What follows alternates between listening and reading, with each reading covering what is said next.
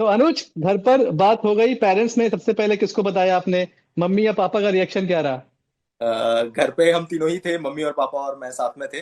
तो नेचुरल सी बात है, फर्स्ट रैंक जैसे ही देखी तो मैं चिल्लाया जोर से कि पापा मैंने टॉप कर लिया है। तो हम तीनों बैठ के आराम से जमीन पे बैठ के थोड़ा तसल्ली से सोचा कि ये एक्चुअल में सच है। फिर उसके बाद भगवान को धन्यवाद बोला और उसके बाद फिर भाई को फोन किया। अनुज, आज आपकी स्टोरी पूरा देश देख रहा है, युवाओं के लिए आप एक इंस्पिरेशन बन चुके हैं। थोड़ा बताइए कि बैकग्राउंड क्या था आपका, आपने पढ़ाई किस चीज की शुरू की थी? क्या ट्वेल्थ के बाद से ही यूपीएससी की तैयारी शुरू हो गई थी या उसके बीच में कुछ और आपने किया? जी सर। सर मैं ट्वेल्थ के बाद ग्रेजुएशन करा है सर, एमबीबीएस एम्स जोधपुर से। अरे, और जी सर। और उसके बाद सर मेरा फर्स्ट अटेम्प्ट ही यूपीएससी का 2023 में मैंने दिया था। तैयारी सर मैंने काफी पहले से, मतलब जिस टाइम मैं कॉलेज में था उसी समय से थोड़ा सा रुझान सिविल सर्विसेज की तरफ चला गया था। और प्रॉपर तैयारी मैं कहूंगा तो इंटर्नशिप में जितना मुझे टाइम अपने पास स्पेयर कर पाता था, तो तब से मैंने थोड़ा सा सीरियस मोड में तैयारी चालू करी थी। 2023 में ही मेरी इंटर्नशिप कंप्लीट हुई और 23 में ही मैंने पहला अटेम्प्ट अपना दिया था। फॉर्चुनेटली मुझे 23 में डेनिक्स, जो कि सेम पेपर कंडक्ट करवाता है, उसी में मुझे हम्म। एलोकेट हो गई थी। अभी मेरी प्रोबेशन चल रही है डेनिक्स की।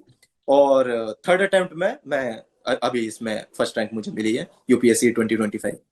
अनुज, अब ये और भी इंटरेस्टिंग हो गया है। आप डॉक्टरी कर रहे थे और डॉक्टरी करने के साथ साथ यूपीएससी की आपने तैयारी की, यूपीएससी आपने क्रैक भी कर लिया है। ये आपका दूसरा अटेम्प्ट था? ये मेरा तीसरा अटेम्प्ट था सर। तीसरा अटेम्प्ट था।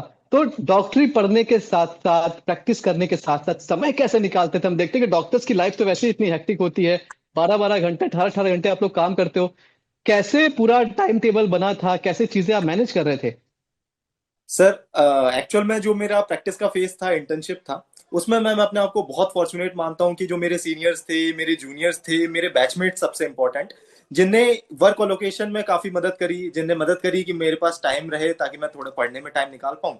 और इसके अलावा सर घर पे, इसके जब मैं इंटर्नशिप के बाद मैं घर से प्रैक्टिस करने आया, घर से तैयारी करने के लिए आया था, तो पूर्ण रूप से सहयोग घर वालों ने दिया ताकि पूरी प्रायोरिटी मेरी मेहनत रह सके। और इसी की बदौलत आज सक्सेस हाथ लगी है सर।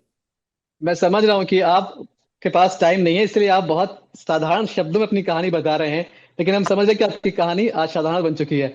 मुझे जानना है कि आप कितने बजे उठते थे, कितने घंटे की पढ़ाई होती थी, और कितना सोना, कितने त्याग किए आपने? कभी पार्टीज में गए कि नहीं गए, या फिर फैमिली फंक्शन ज्वाइन किए नहीं किए? इस बीच कितना डेडिकेशन है सब चीजों के लिए, और कितने घंटे आप पढ़ाई करते थे? ये सवाल हर उस छात्र का भी होगा जो तैयारी कर रहा है यूपीएससी की। जी सर। सर मैं अगर सच बताऊं तो मेरा हमेशा से, अगर मैं किसी कॉम्पिटिटिव एग्जाम को अप्रोच करता हूं तो डिसिप्लिन हमेशा टॉप प्रायोरिटी रहती है। तो अगर मैं अपने फर्स्ट अटेम्प्ट की बताऊं, जो कि मैं बहुत सीरियसली दिया था, जो कि एक्चुअल में मेरा फंडामेंटल्स को स्ट्रॉन्ग कर पाया, तो उस फर्स्ट अटेम्प्ट में मैंने डिसिप्लिन पे काफी ज्यादा फोकस करा था।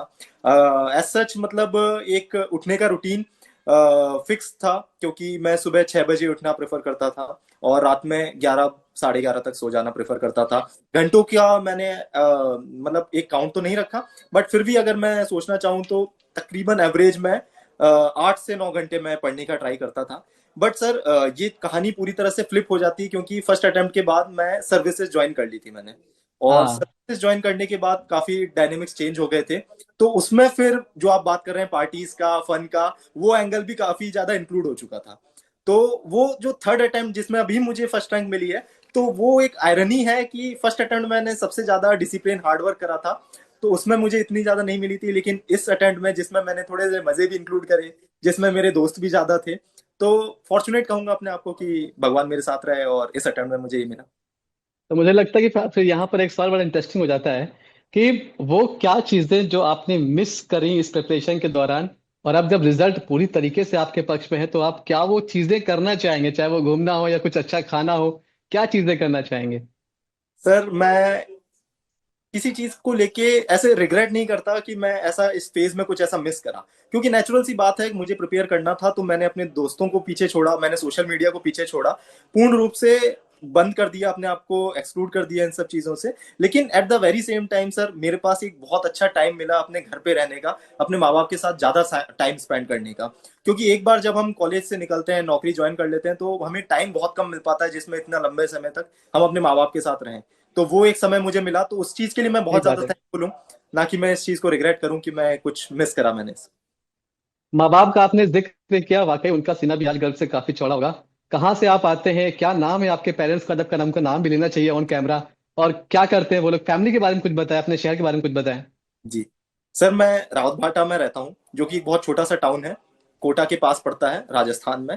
मेरे पिताजी, चूंकि रावतभाटा फेमस ही न्यूक्लियर पावर प्लांट के लिए है, तो मेरे जी। पिताजी वहां पे ही एम्प्लॉय हैं। और मेरे पिताजी का नाम श्री कृष्ण बिहारी अग्निहोत्री है।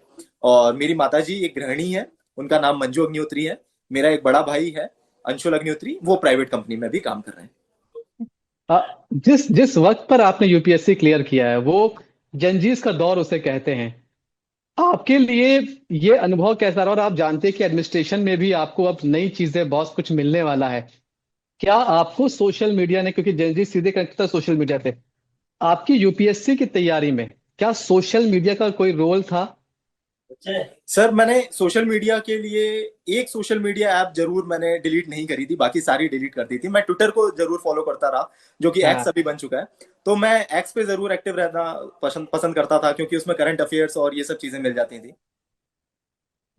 अभी आपने कई जगह से कोचिंग की होगी, इंश्योर आईएएस से भी आपने जो है वहाँ पर इंटरव्यू शायद मॉक टेस्ट किए थे। जी। उनके साथ, कोचिंग्स के साथ कैसा एक्सपीरियंस रहा आपका?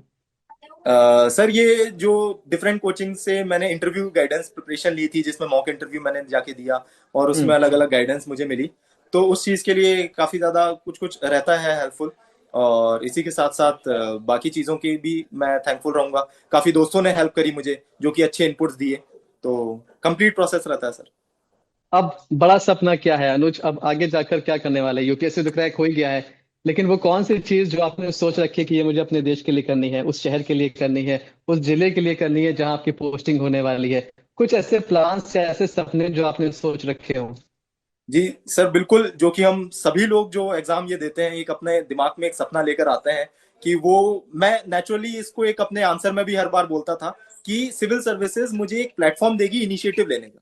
कई बार जब हम सिविल सर्विसेज से बाहर रहते हैं, तो हमें एक हेल्पलेसनेस महसूस होती है कि हम कुछ अगर समाज के लिए करना भी चाहें, तो शायद हमारे पास उतने रिसोर्सेज नहीं है, चाहे उतनी पावर नहीं है, एक अथॉरिटी नहीं है, लेजिटिमेसी नहीं है, जो कि हम उस चीज को कर सके।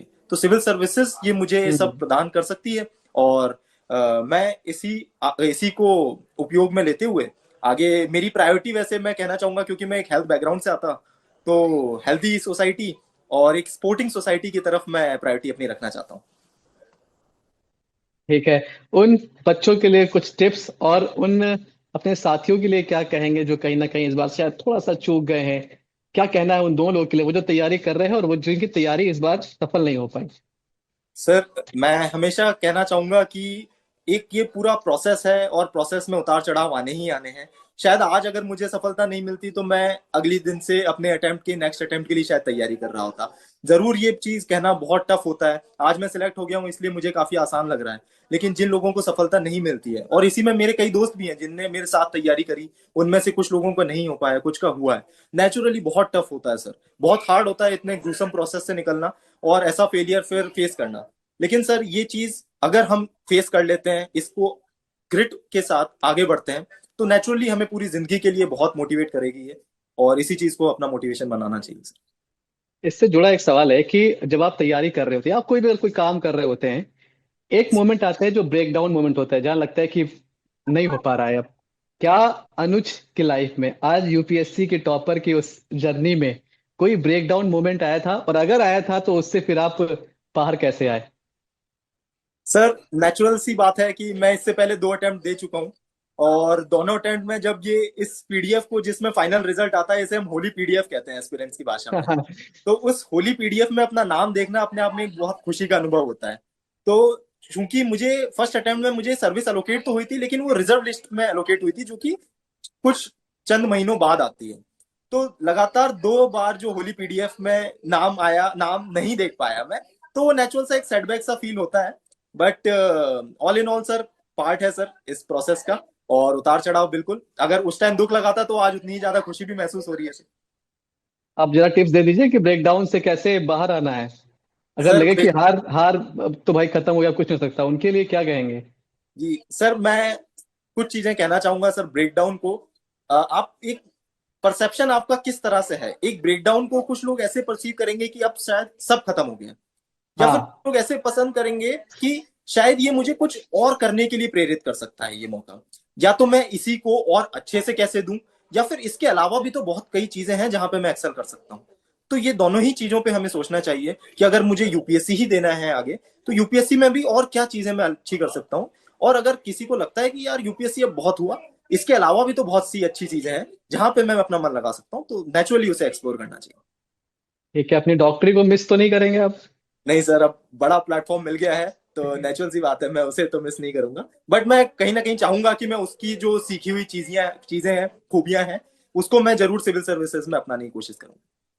ठीक है, कुछ बस मेरा आखिरी सवाल है, कुछ टिप्स दे दीजिए, चार, ये तो मस्ट है कि ये आपको करना ही करना है। आप किसी सिचुएशन में हो, आप कोई भी काम कर रहे हो, क्योंकि बहुत सारे ऐसे लोग हैं जो कि वर्किंग है, इंजीनियरिंग करके आए हैं, बड़ी एमएनसीज में काम कर रहे हैं, और वो भी तैयारी करते हैं यूपीएससी के लिए। तो उनके लिए कुछ फिंगर टिप्स दे दीजिए। सर, हमें यूपीएससी का सबसे पहले, क्योंकि एक बहुत लंबा प्रोसेस होता है, तो सबसे पहले constant border line motivation maintain करने के लिए हमारे दिमाग में क्लैरिटी होनी चाहिए कि हमें यूपीएससी करना क्यों है। क्योंकि वही एक मोटिवेशन है जो आपको लंबे टाइम तक आपको इग्नाइट करता रहेगा कि हाँ, आज भी मुझे करना है, कल भी मुझे करना है। क्योंकि मेहनत बहुत ज्यादा करनी पड़ेगी। तो इसलिए अगर वो आपके दिमाग में क्लैरिटी रहेगी कि मुझे क्यों करना है, तो वो सबसे ज्यादा सपोर्ट करेगा। सेकंड बात है सर, अगर हम अच्छी शेड्यूलिंग कर पाए कि हमें क्या चीज कब और कितनी हम्म। प्रायोरिटी पर करनी है, तो वो एक क्लैरिटी भी काफी हेल्प करती है मुझे लगता है। तो उसी के एस्पेक्ट में हम एक अच्छा रूटीन बना सकते हैं कि हमें क्या चीज प्रायोरिटी पे पहले सॉल्व करनी है, and depending upon the stages की प्रीलिम्स में हमें क्या फोकस करना है, मेंस में क्या, और सब्सिक्वेंटली इंटरव्यू में। ठीक है, मैं कुछ तीन चार फटाफट सवाल पूछूंगा। वो टाइम जब आप बहुत बोर हो जाते हैं तो आपका फेवरेट फूड क्या होता है जो आपको रिचार्ज कर देता है? सर, मैं कहूंगा आलू की चाट। आलू की। आपकी favourite movie? Favourite movie sir, अभी रिसेंटली धुरंधर मैंने देखी थी, तो धुरंधर ही दिमाग में चल रही है sir. Favourite star? Favourite star? हाँ। सर, मैं बहुत बड़ा एमएस धोनी का फैन हूँ। अच्छा, ठीक है। और कौन सी चीज आप करना पसंद करते हैं जब आपको रिफ्रेश होना होता है? सर, मैं गाने सुनना पसंद करता हूँ, कुछ फिजिकल एक्टिविटीज में इंडल्ज करना पसंद करता हूँ, और नेचुरल सा मेरे अंदर एक वो रहता है कि मैं लोगों से बात करूं, और लोगों से बात हाँ। करूं, कुछ ना कुछ नया सीखने को मिलता है। तो फ्री टाइम में मैं यही करने की कोशिश करता हूँ। तो हमारे आईएएस टॉपर का फेवरेट गाना कौन सा है? सर, मैं ये प्रिपेयर करके जाता था कि अगर मुझसे यूपीएससी इंटरव्यू में ये चीज पूछी गई तो मैं क्या बोलूंगा। तो उसके लिए मैं सोच रखा था कि मुझको भी लिफ्ट करा दे, ये मेरा फेवरेट गाना गा दीजिए फिर दो लाइन। है। ऐसे वैसों को दिया है, ऐरे गैरों को दिया है, मुझको भी तो लिफ्ट करा दे, थोड़ी सी तो लिफ्ट करा दे। लिफ्ट करा दिया ईश्वर ने। और बहुत बहुत शुक्रिया आपका हमसे जुड़ने के लिए, बहुत ढेर सारी बधाई आपको, आपके घर वालों को, आपके माता पिता को। और वाकई आज आपने हम सबका, इस पूरे समाज का, इस पूरे देश का, अपने घर खानदान का नाम रोशन किया है। हम आपको आगे के लिए बहुत सारी शुभकामनाएं देते हैं और उम्मीद करते हैं कि आप इतने अच्छे काम करेंगे एक आईएएस के रूप में कि हम बार बार आपका इंटरव्यू करने के लिए आएंगे। बहुत थैंक शुक्रिया Anuj. Thank you so much sir, thank you, thank धन्यवाद। You, thank you. जैसे कि मैं सो रहा हूँ तो पिताजी को जगाना है मुझे, तो वो डायरेक्ट उठाने के बजाय, और हिंसा की परंपरा मेरे यहाँ नहीं थी सौभाग्य से, तो वो क्या करते थे कि उस कमरे में आ जाएंगे या बाहर से गुजरेंगे और चौपाई बोलेंगे, प्रात काल उठ के रघुनाथा, मात पिता गुरु नावई माता।